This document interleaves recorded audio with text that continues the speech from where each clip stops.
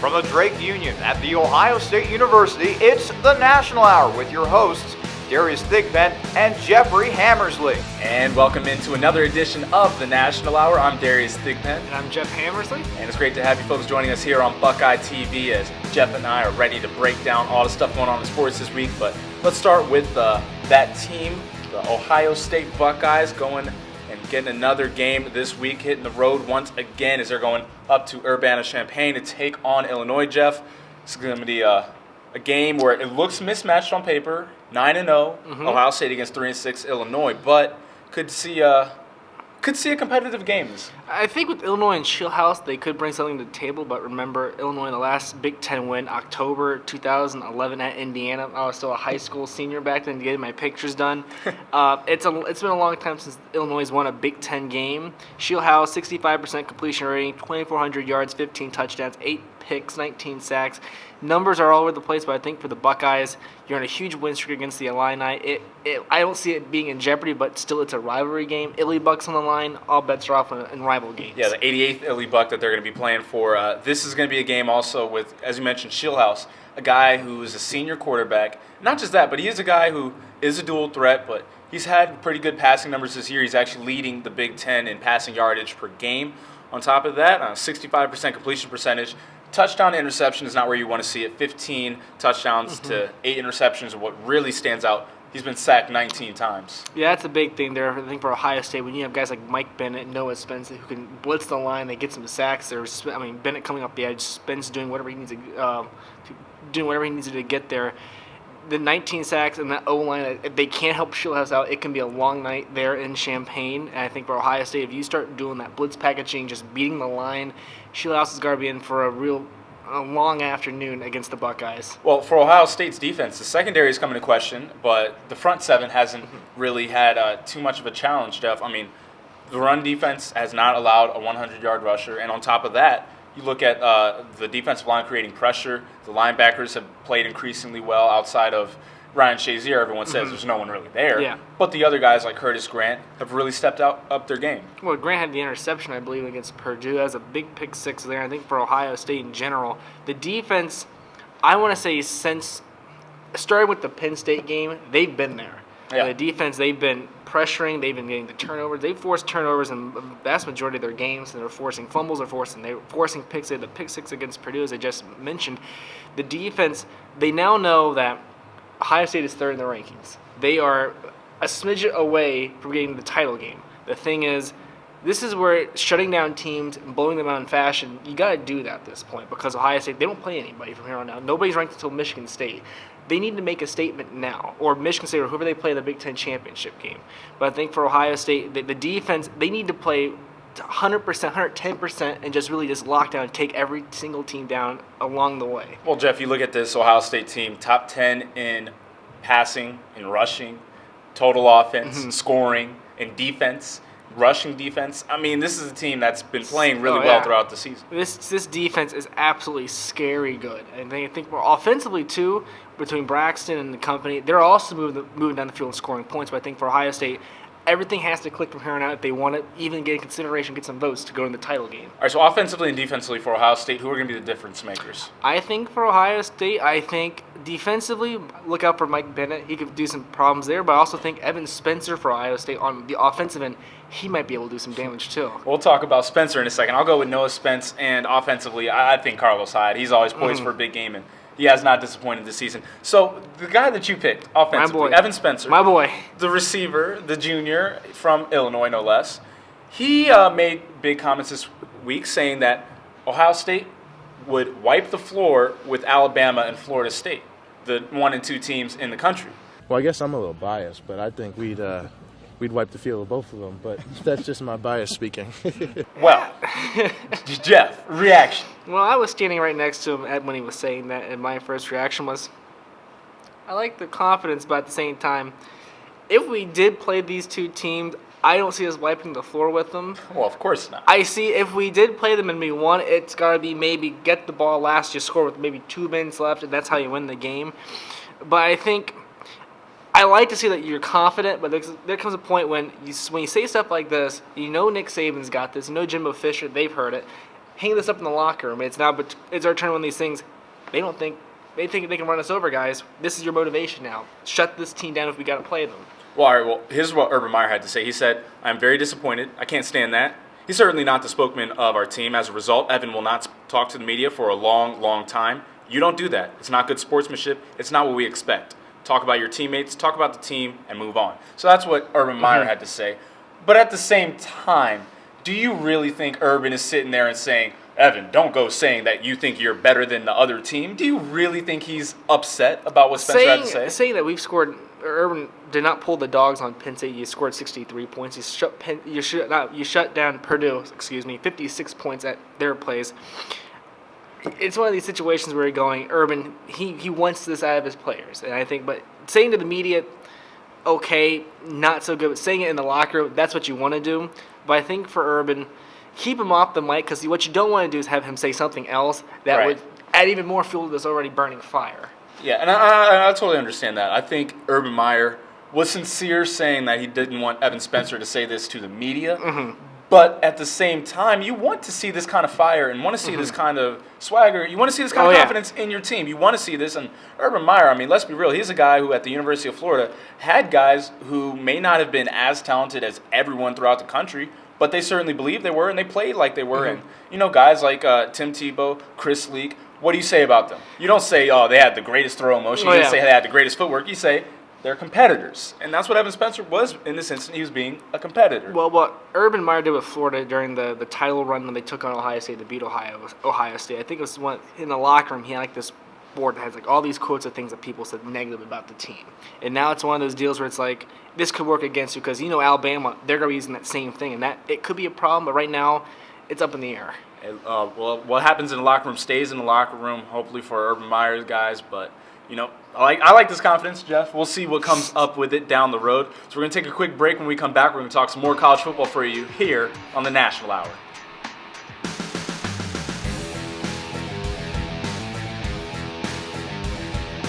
And welcome back to the National Hour. I'm Jeff Hammersley. I'm Darius Thigpen. We just talked about Ohio State's upcoming game with Illinois. Now let's talk about last week in college football and Darius Upset City Special. The first one we're going to talk about, number 5 Stanford upsetting number 3 Oregon last Thursday, 26-20.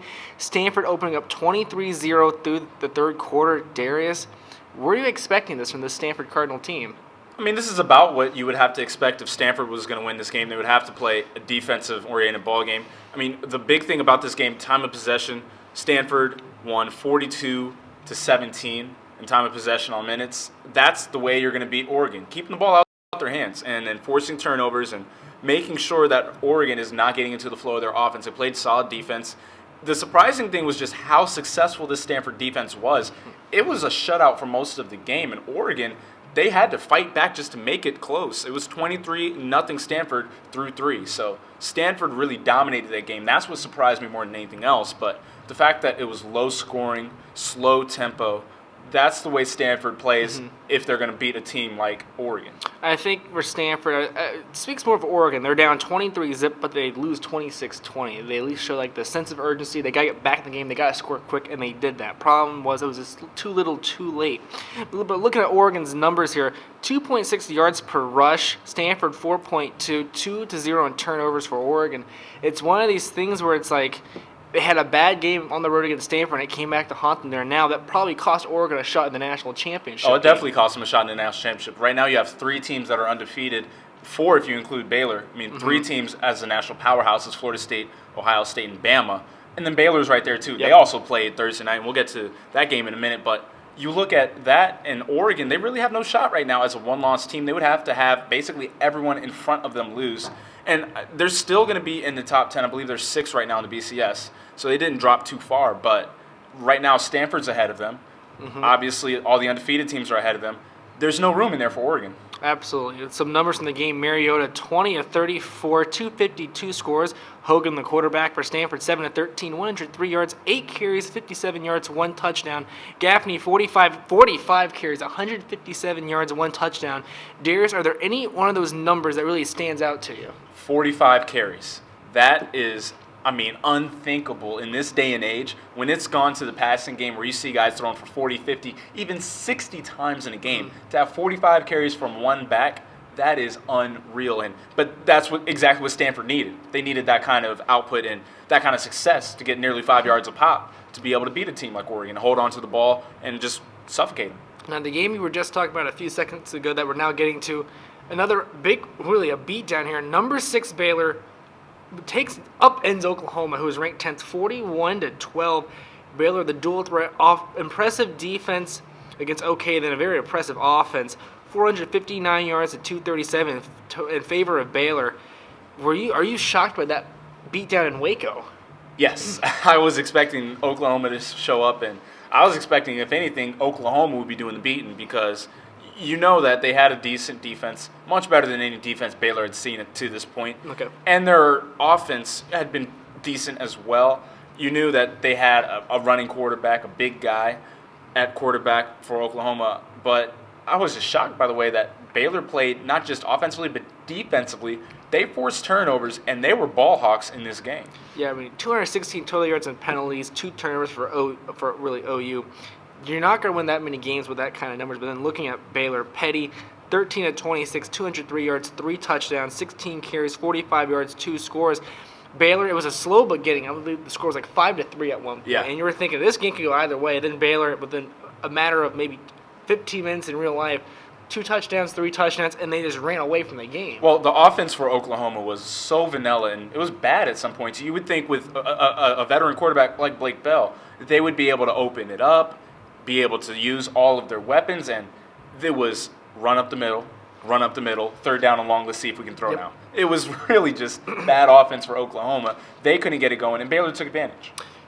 Do you consider Baylor for real now with that big win against Oklahoma? I think we have to question a bit about Oklahoma, how real they are, how serious a team they are, because remember, they got whooped by Texas. That's true. That's not a good Texas team this year either. So you do have to take that into consideration. But for right now, Baylor has done everything you've asked of them. They've not just beaten everybody they played, but they've won games handily. So, I mean, until they disprove us, it looks like Baylor is a real deal. Okay, that was the Baylor-Oklahoma game. Now we're going to go to a game that didn't have the upset. Number 1 Alabama soundly taking down number 13 LSU 38-17. First time since 2010 that the home team has won in the series. I mean, 2 turnovers for LSU, the critical fumble on the 1-yard line for the Tigers to begin the game came back to really haunt them in the end. Yeah, 2 possessions, first 2 possessions, 2 fumbles. Yep. So you can't win a game like that, and that really set them back. At the same time, they were still in the game, and then it started to get away from them. But you think playing on the road, you need to be able to strike early and take advantage. And if they don't have those turnovers, maybe they get up 14-0 and maybe 17-0. Maybe it balloons and they just take Bama completely out of this game. But the fact that they had those turnovers. That's true. I think for Mettenberger, the offensive line, they weren't doing him any favors here. If he would have had maybe an extra half second to make up his mind, or maybe 5 or 6 passes, this game could have been a lot different. But that getting pressured in, O-line couldn't protect him. That's a problem. But his counterpart, A.J. McCarron, 14 of 20, 179, 3 touchdowns. T.J. Yeldon rushing, 25 carries, 133 yards. McCarron, another big-time game against a big-time opponent. Do you have him maybe creeping up the Heisman polls maybe? The yards aren't there, but the efficiency is and the touchdowns are. I mean, he's on a really good team. So you do, it sounds weird to say, but you almost take away from his production because he is on such a good team when you compare it to Johnny Manziel, who has to put up 50 points per game. So I would say he's not in the Heisman race right now, but he's certainly in the national championship race, and that's the one that matters to him. I mean, for him, he's already won that title last season against Notre Dame. It's one of those things where how much better can he get? Like, he already has the rings and everything else. The trophy case is getting filled for A.J. McCarron and Nick Saban there. Now, of the 3 teams here, 3 games I should say, which one was the most impressive? Stanford over Oregon, Bama over LSU, or Baylor over Oklahoma? I'm tempted to say Stanford over Oregon, but because Bama won by such a margin, that defense really showed what we had been expecting of them. I would say that was the most impressive one because the big knock on Bama was that their defense is not as impressive this year as it had been in past. Look at what they did against A&M. And they did get torched in the A&M game, especially in the second half. But this game against LSU shows that Alabama defense is not bad. It's still just the same Bama defense. They just had one bad day against Johnny Manziel, who is a potential Heisman guy himself. I'm going to say Stanford over Oregon because I think Oregon was such a high-tempo team, and then Stanford shut them completely down for almost 50 minutes in the game, then Oregon stormed back. But other than that, I think Stanford, the most impressive of the three that we just talked about. That does it right now for the National Hour. We'll take a short break and come back with some more college football action.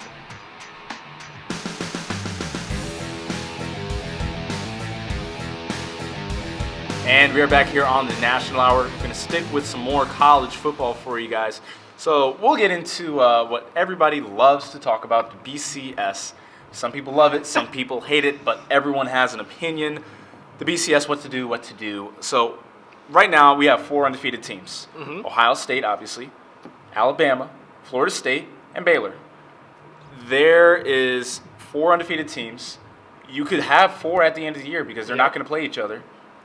If we get 4 undefeated teams, what is going to happen and what do we do about this? I think if you have 4 undefeated teams, no matter what 2 you put in, there's going to be 2 fan bases and 2 schools that are upset with it. Generally, the BCS has found a way to bail itself out. It's meant by just the sports gods say we cannot have this, and someone ends up falling, and there's only 1 or 2 undefeateds, or in Auburn's case, no 4, that undefeated team not going to the title game. Right. It always seems to work its way out, but I think this season the urgency is it may not work itself out here because these teams are looking so dominant. There are no signs of slipping up that's going to happen with these teams. Are these teams in the right order with Bama being 1, Florida State 2, Ohio State 3, and then Baylor? I agree. I think that's. You think that's right? I think that's fair. Bama 1, Florida State 2, Ohio State. What they've done this season, they're undefeated. They've won a couple of games in a row. Baylor, the only game that they've had that really was Oklahoma, but it's like Oklahoma, they've been shaky. I think they nailed the top 4 correctly. So about this BCS system, is there anything that sticks out to you that as a problem? There's no playoff. That's the big thing. There is. Hey. I mean, yesterday I spent a good 25 minutes building how to build a playoff because I didn't want to write my Kim Lab report. So I was like, what to do? I was like, hey, a BCS playoff, and what it came down was this: every conference champion gets in. Yes, that's a bid. You keep the BCS rankings, the top 6 teams who didn't win their conference at large bids, and you put them in there. Just like it's like 1 versus 16, and you just use the BCS rankings to gauge what's the seeding is. Well, right now you would have it as the 6 conference winners. You're thinking Big East. I'm taking every ACC, Sun or Belt, not Big East, but AAC. Sun Belt gets a spot, like Sun Belt, Lafayette. okay. So, for example, Bama's your 1 team. Lafayette Yes. is the lowest ranked team out of all those 6 teams. Out of all the conference They're like winners. 50-something. They're the 16th seed. They would have to travel to Tuscaloosa to play that one playoff All right. game. I think it gives everybody gets a fair chance. If you can't crack a top 6 at large in the BCS, which generally that 6 spots like in the 13th or 14th in the rankings, you don't deserve to be there. But all the teams who deserve to be there, like Fresno, Northern Illinois, they both got in. Ohio State, Baylor, everybody else got in. In the playoff system, you're going to have to beat the top team eventually, and might as well. Bama will have to beat Florida State if they want to win. Ohio State will have to beat course. Bama. Everybody, you can't say they didn't get a fair shot in a playoff. I like that idea. I like the 16. What I hear is that it wouldn't happen with that many teams. I I'm can thinking see it 8 easily. would be more foreseeable. 4 is coming next year. Yes. I think 8 is more foreseeable. So the way you can do that, you have the former Big East, the American Athletic Conference, the ACC, the Pac-12, the Big 12, Big 10, and the SEC. Those are your 6. The power conference. You get the power conferences. They get automatics if they win. And then the next 2 BCS teams. At So that large. would be, as the 2 at large, so you would Okay. have 8. And then the 18 playoff, 1 plays 8, 2 plays 7. I think that would work out too. Obviously, you would have teams number 9 and 10, or if you They say would complain. have an undefeated team Yes. from the Sun Belt who is 11, they're going to have a beef as well. So maybe what you could do then is that if you have a non-automatic qualifier who's undefeated and they're ahead Yes, of one of the somebody. champions, let them Right. in too as an automatic qualifier. So that could be your 8 or your 7. I like that. I think with my idea, the problem would be if you ran the table and won the title, that's 4 additional games. If you lost one, you only get to play like 10 or 11 games that season versus 14. That's the big So problem. here, all right. So what do we do about the bowl games then? Bowl system. You keep them. I guess the teams who didn't make it, you can still use the bowl games, but you can easily say like, if Ohio State has to play Central Florida, like a 3 versus 14 kind of deal. We would say Ohio State, the playoff game sponsored by Tostitos, slap the Tostitos logo on Yeah. Ohio Field, inside Ohio Stadium. I mean, if you can put your logo next to the Block O, that's worth gold right there. Maybe the Big Ten Conference logo replaced with that for the playoff. there is money to be made in a playoff system, especially if you go to like the major schools. Like if Alabama hosts a game, sponsor their Ohio State, Florida State, wherever you go. What I would love to see is a team from the South, like a Florida State, like a Bama, come up and play a home game in Ann Arbor, in Camp Randall, in Ohio Stadium, in the cold. In the Team snow. Florida hasn't played above the Mason-Dixon line in like 30 years. Like I would love to see that. I mean, it's intriguing. It's like those matchups you play like in like the video games. Man, I got Texas versus Ohio State In the snow. Blizzard in Yes. Columbus. That's the stuff that you thought really that only video games could do, but now with the playoff system, it could be a reality if the cards lined up the right way. All right, so let's move on to the game picks for this upcoming week. College football, number 25, Georgia taking on number 7, Auburn. SEC East, SEC West matchup. Auburn is favored in this one. Who are you going? I see Auburn having a tough time losing at home in Jordan here. I think they can get the job done. They're depleted. Everybody's hurt. I think Auburn, this team's looking hot right now. If they can roll in Alabama with this kind of momentum, they could be dangerous. I tell you what, this Auburn team has looked really good, really surprising because just a year Last ago, season, that team was a dumpster fire. I mean, they were terrible last year. The last 2 years, really, ever since they won the title game, that was the last time they were relevant in the SEC, and they haven't been anything since. But this year, they are looking pretty decent. I'm going to go Auburn in this one as well, especially since Auburn is playing at home. And like you said, Georgia, it's just been a rough year with the injuries. It's really disappointing for that team. Mark Richt expected to have this team compete this year, but I think Auburn is having a nice bounce-back year, and they're going to take this one. All right, number 12, Oklahoma State, Okie Pokey, going at number 24, Texas. I think Mac Brown and the resurgence, of the Texas Longhorns this season, since that stumble out of the gate, I think they're back. I'm going to take Texas at home in this one. I don't know why. I cannot name a player on Oklahoma State right now, but I'm going with the Cowboys. I'm feeling Oklahoma State. I mean, they're number 12 for a reason. Yeah. They have played well. They have played some SEC teams. I know they played Mississippi State earlier in the year, won that game. They can play with the big boys. It's not like they've had a schedule where they haven't played anyone. They have been playing well to this point, although they still have a couple of tough tests, including Texas, ahead of them. Mm-hmm.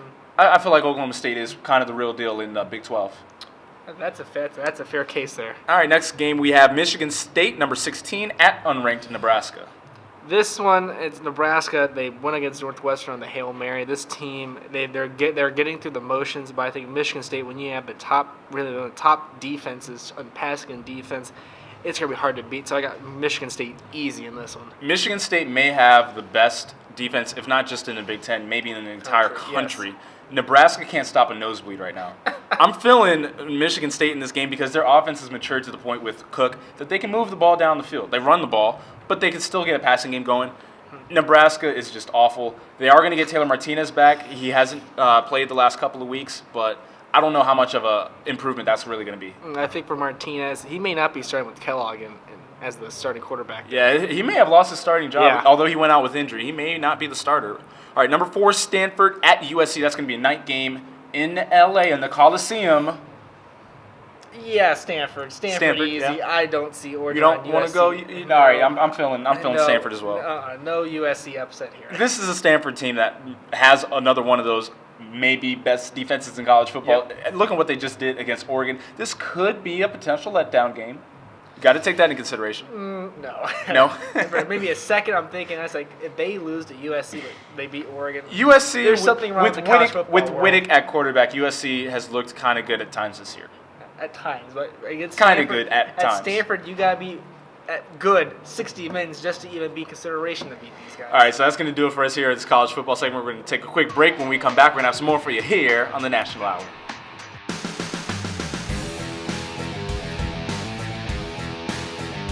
And welcome back here to the National Hour. We just talked about college football. Now it's off into major football in the NFL opening game that we're going to talk about. New Orleans taking down the Dallas Cowboys 49-17. I picked the Cowboys in the close one, but Darius, I was way off. Did not tell you. I was trying to warn you. Trying to help you out with your game picks, but you wanted to go Dallas. And I was just I believed in my boy Tony Romo, and that no. Yeah, I mean, a big bullet no for that one. You can believe in Tony Romo and Dez Bryant, that offense, all you want, but that's secondary, especially after Sean Lee has gone down with injury. goodness, that team just defensively, they're not feeling it right now. They've had DeMarcus Ware with injuries. They've had now Sean Lee with injuries. Secondary hasn't looked good all year. Defensive line is all banged up.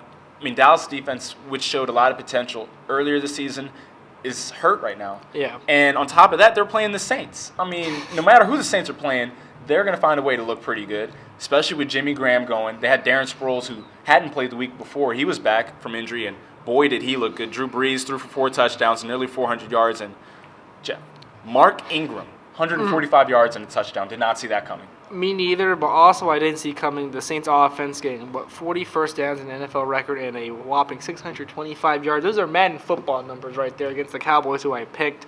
I think for Dallas, there wasn't anything good happening in this game for them. 0 for 9 on third downs. I mean, Dallas just could not figure it out offensively. That's what really surprised me. New Orleans defense played as well as they did.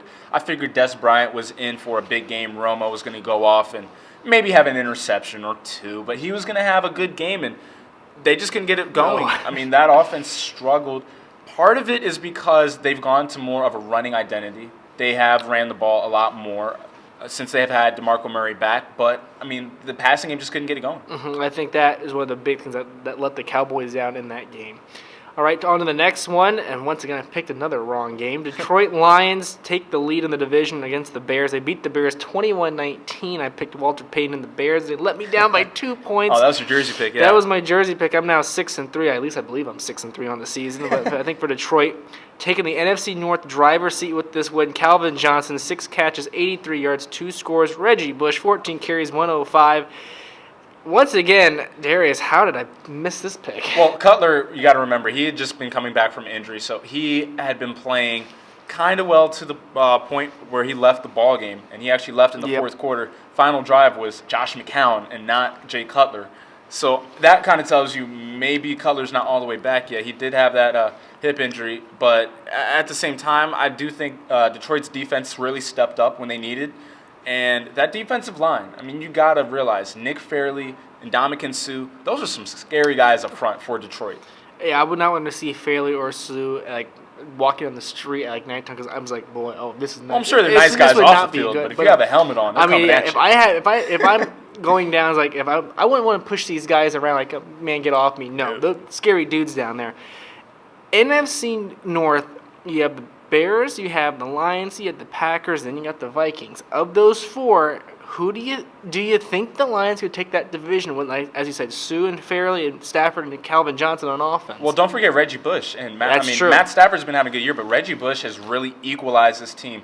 Something they hadn't had was a solid running attack. They have Bush they can give the ball to 20 times. They can also throw him the ball 10 times. And, of course, they have Calvin Johnson, Megatron back there. I mean, this team finally has balance offensively. The defense is playing pretty well, particularly with the defensive line.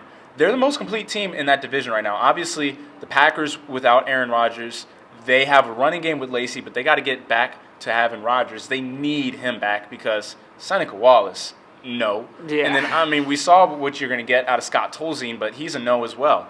And then the Vikings, I mean, outside of Peterson, no. And right now, Chicago with the hurt Jay Cutler, they're not looking that good either. Detroit is looking like the best team in that division.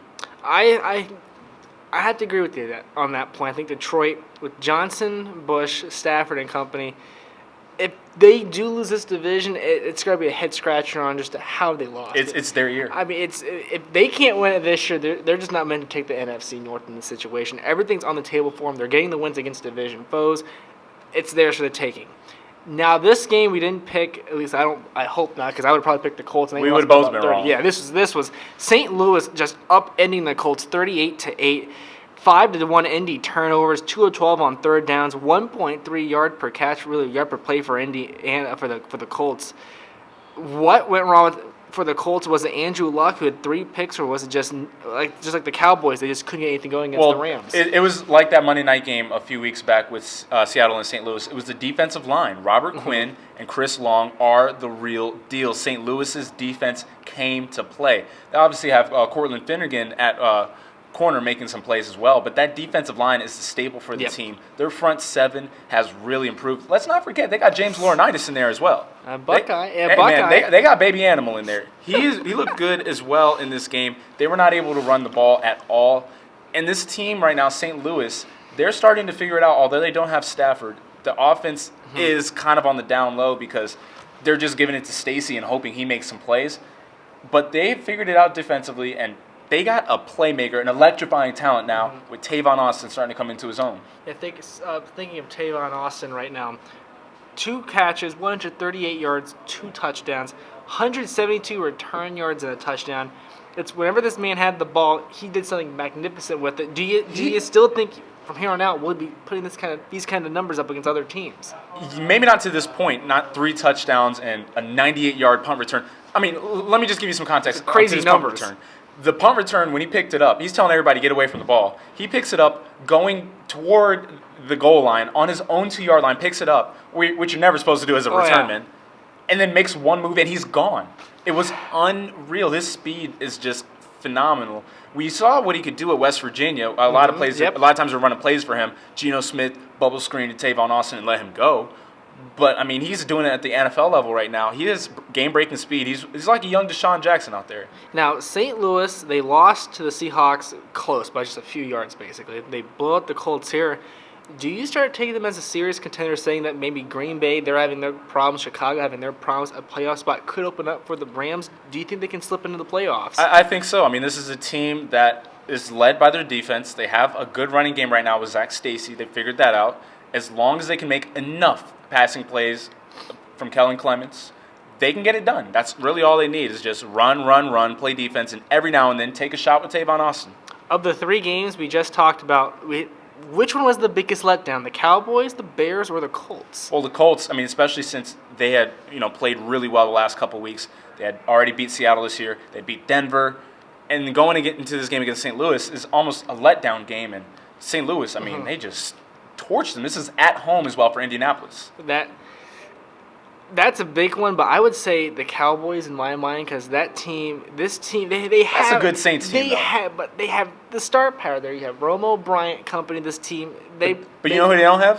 They don't have Drew Brees. That's true. Drew Brees. They don't have Brees, but it's like this team. You don't give up 600 yards of offense and 40 first downs. I mean, you just don't do it.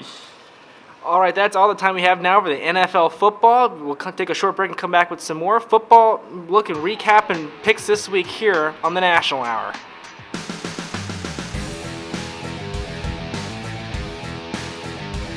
And we're back here on the National Hour. I'm Darius Thigpen. And I'm Jeff Hammersley. Great to have you folks joining us here on Buckeye TV for the National Hour. And Jeff, celebration, felicidades in Florida this weekend as both the winless teams got wins. They're partying on the streets of Ybor in Tampa and Jacksonville. They are feeling it right now as both teams got the wins, the first wins of this season. We'll start with Miami on Monday night playing Tampa Bay, the Bucs at home. This is actually the second primetime game they had. They had a Thursday night game a couple weeks before against Carolina and just got embarrassed.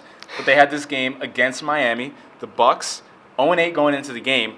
They figured it out, and Miami, with everything going on with Richie Incognito and Martin as well, Jonathan Martin, they have dropped now 5 of their last games, but the Bucs got their first win.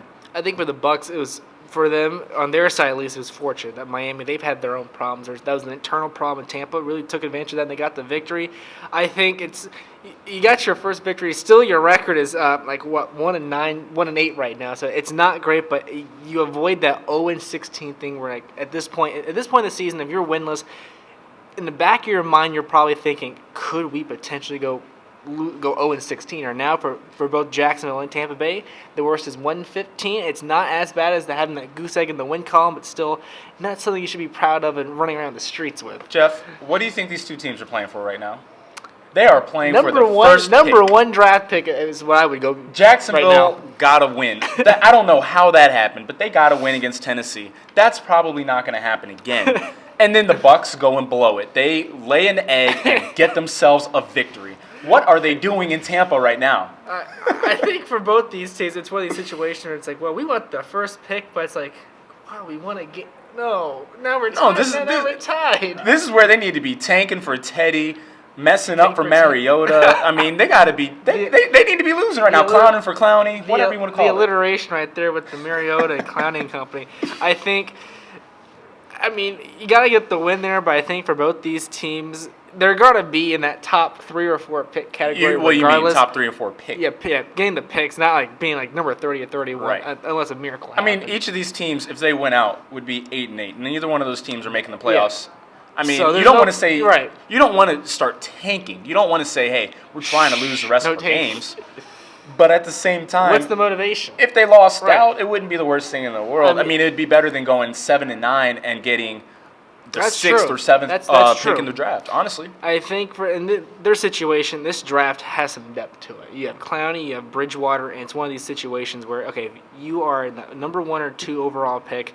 You're going to get someone that will be the face of the franchise here. It all comes down to what do you need most, and then I think for both these teams, they're going to find it when they get those low draft numbers. So right now, the power rankings for the state of Florida as far as football cities, I'm thinking right now it's Tallahassee, then Coral Gables, probably Miami, then Tampa, and then Jacksonville. I'm actually putting Florida State and Miami universities ahead of the NFL teams because they have been that bad. What about Central Florida? I think Central Florida you got those guys. You got to put Orlando. Put Orlando in there. Central Florida has a case ahead of either of those teams. They could be going to the BCS. They could be going to the Fiesta Bowl, like a legitimate shot for UCF right now. I'm telling you right now. I mean, show the small guys some love. Miami losing 5 of their last 6 after starting hot. The Bucks and Jacksonville each 1-8. It's not great for the state of Florida right now. Combined 6-21 in the NFL. But what's their college football number? So that's the big thing. Then they're winning. Florida State is now in your national title seat, basically. Miami, they're sort of back. And then you have UCF could be breaking the BCS system. It's not a pro football year in the state of Florida, but it certainly is a college football year in Florida. All right, so let's move on to the game picks for this upcoming week. We're going to start with San Francisco at New Orleans. It's going to be in the Superdome. You made the mistake of picking Dallas in the Superdome last week. Where are you going this week? I will not pick wrong again. I got New Orleans.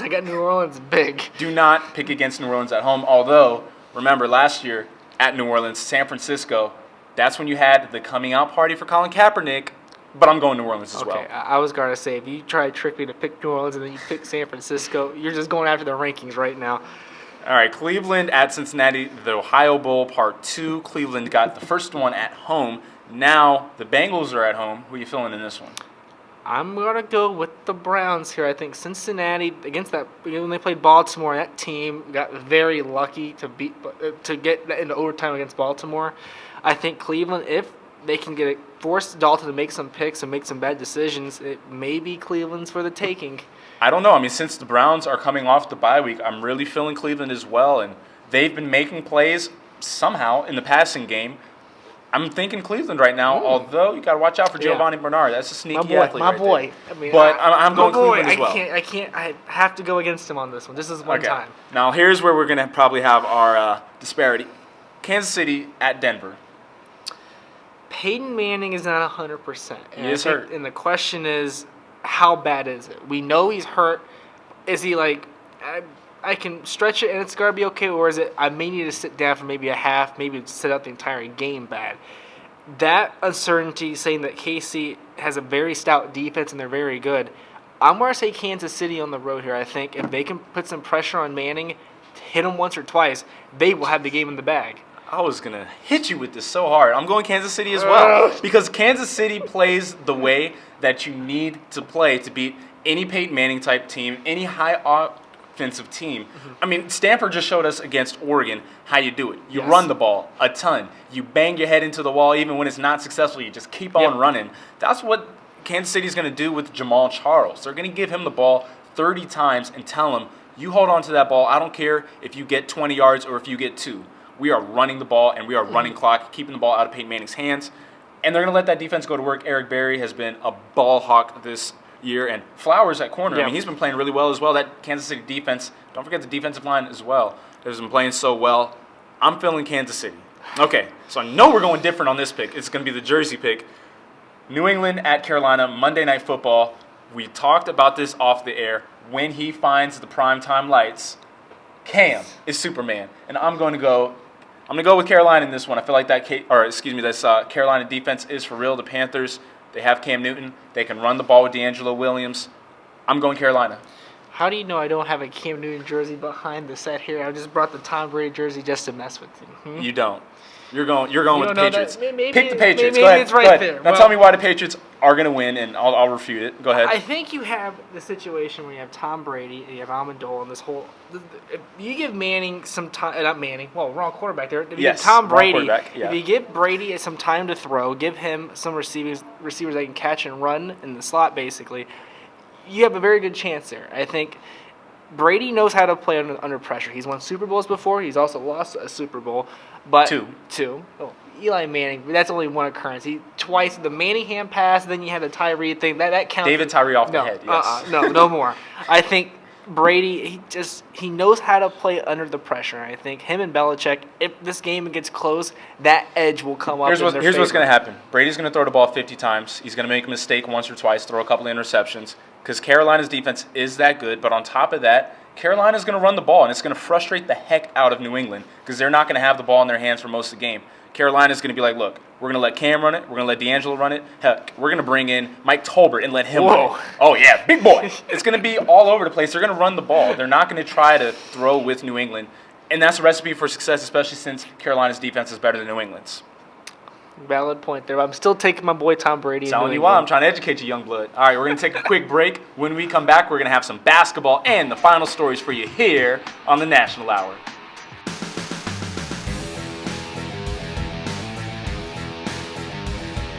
And welcome back here on the National Hour. We just talked about NFL football. Now, Darius, we're going to talk about the NCAA basketball that's been happening this past week. Ohio State played their first two games of the regular season. First one against Morgan State, an 89-50 victory. The second one, a 79-69 win against Ohio. Amir Williams, big game against Ohio U, a double-double, 14 points, 10 boards. Aaron Kraft had 18 points and 4 assists in that game against Ohio U, too. Are you surprised by either Kraft's numbers or Williams' numbers? Well, you got to look at Amir Williams. I mean, he's now provided Ohio State with that inside presence that you really haven't seen in the past couple years. I mean, you obviously think about Dallas Lauderdale and Jared Sullinger. I mean, yes, he was a great inside presence, but he could play outside as well. You haven't had that true center position on Ohio State for quite some time. I mean, Ravenel did his thing in the post last couple years, but now Amir Williams, a guy who can go out and get a double-double, get you boards, get you points, and get you blocks as well. That's what Ohio State has really been missing, and it's bringing them a bit more balance if you have a guy to be dominant inside. I think for Amir Williams, he was underachieved last season. I think opening up with a 14-point, 10-rebound kind of game against Ohio, good things to come, I would say. If you can do these kind of numbers against a very decent Ohio team that was like 24-10 last season, made the NIT, was very good, and you can get those kind of numbers, I just have a feeling and believing that he can only get better from here on out. I think if he can get maybe 6 or 7 boards and maybe 8 or 9 points per game, I think his stock will slowly rise a little bit, a lot more than what happened last season with him. Yeah, and I mean, like you said, it was an Ohio team that, was pretty good last year. 2 years ago, they actually had Michigan playing Ohio, and Ohio won. But that was OU beating the Wolverines in the NCAA tournament. I mean, you got to look at what he's been able to do defensively and offensively. Obviously, they're not going to be dumping the ball into the paint and just telling them, go to work. But at the same time, he is providing them with an inside presence. Now, what really stuck out to me, particularly more with the first game, Shannon Scott. He's developed a 3-ball. That makes that team that much more dangerous. Obviously, Aaron Kraft has been working on his outside shot. But to have Shannon Scott hitting threes, Lenzel Smith bringing an outside game as well, and Sam Thompson being able to develop the jumper, that really helps Ohio State. I think for Ohio State, the quest to find a shooter, I think it's come to an end. I think this entire team collectively can shoot the ball a lot better than last season, where it was just Deshaun Thomas shooting for you there.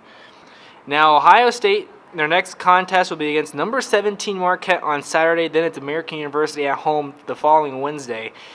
What's your prediction with this Marquette game? Do you think maybe the Buckeyes slip up, or maybe the Buckeyes show up big in this one? Well, this is going to be the true test for Ohio State, at least early season. Ohio State doesn't have too many games out of conference that are going to be really defining games, but this one is going to be one of those gut check games for the Buckeyes where they're really going to need to show up, and we'll see. I mean, Marquette has traditionally been a team that gets out and runs, which plays in Ohio State's hands because they play well defensively, and they like to run on teams. The best way to beat a team that runs is running right back on them, seeing if they can play transition defense as well as running that offense. So the Buckeyes are going to have a nice test against Marquette. So we'll see on Saturday. That's going to be a fun game to watch. I think for Ohio State,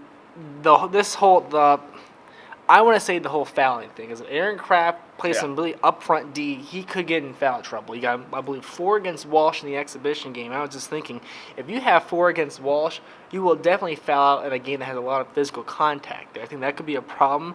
But I think for Ohio State, I think they just have way too many weapons there to really just stop. You have, as you said, you had Scott, you have Lenzel, you have Aaron Kraft. Amadeo, if you need 1 or 2 threes off the bench, he can get you for it there. I think Ohio State, there's just too much there to stop. Yeah, and you talked about the fouls with Aaron Kraft. That's going to be a result of the new rules in basketball where they're trying to take hand checking out of the game.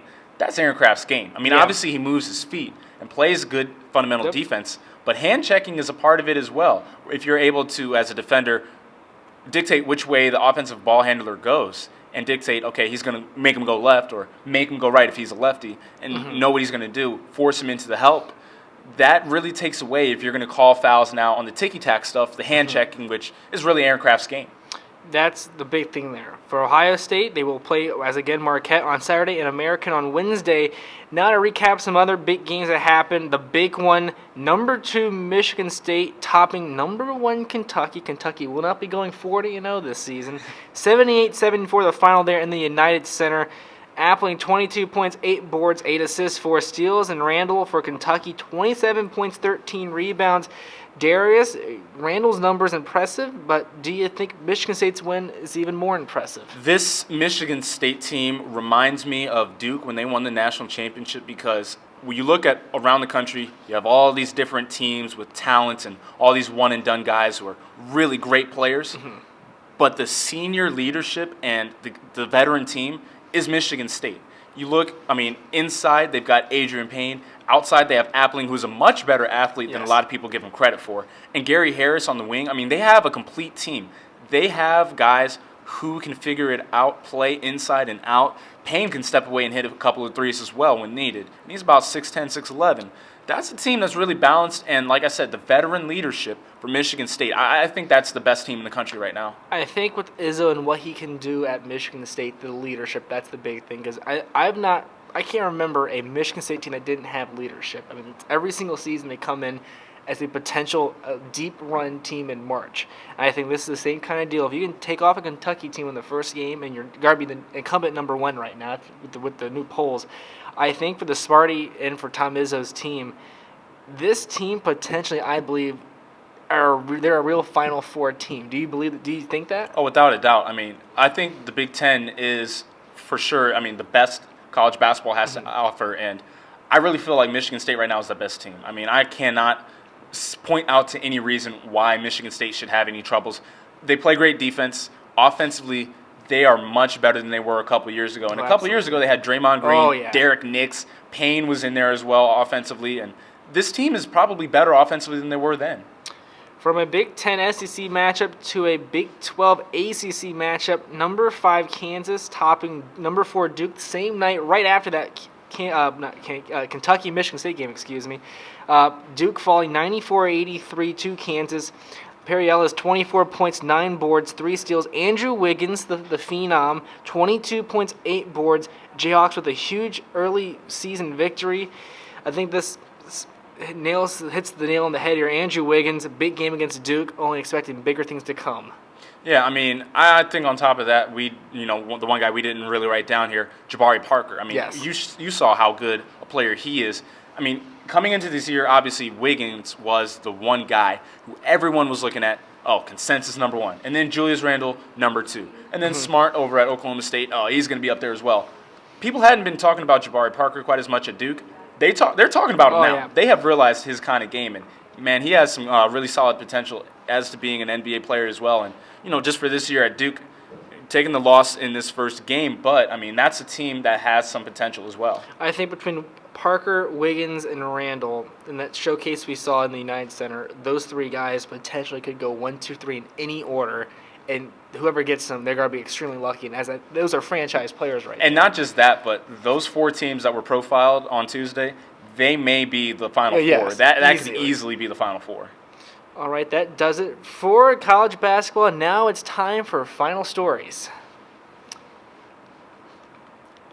I was calling the Ohio State-Ohio basketball game for SGSR this past couple days ago and noticed something very alarming: the fouls.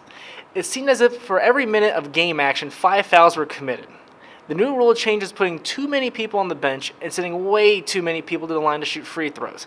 Ohio State shot in the neighborhood of 50 free throws, and a good portion of Ohio U players were on the bench with foul outs.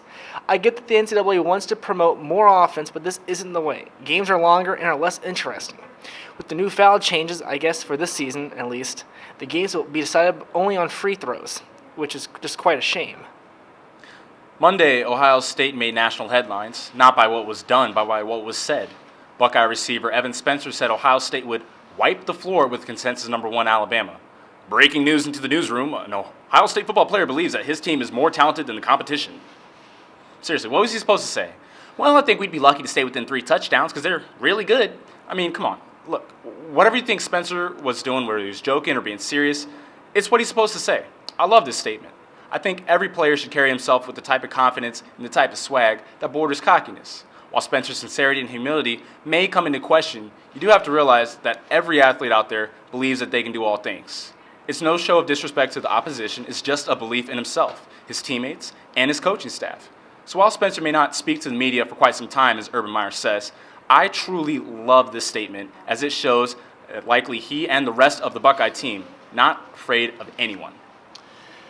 All right, that will do it here in the National Hour this week. For Darius Thigpen, I'm Jeffrey Hammersley. Thank you for watching, and we'll catch you next week.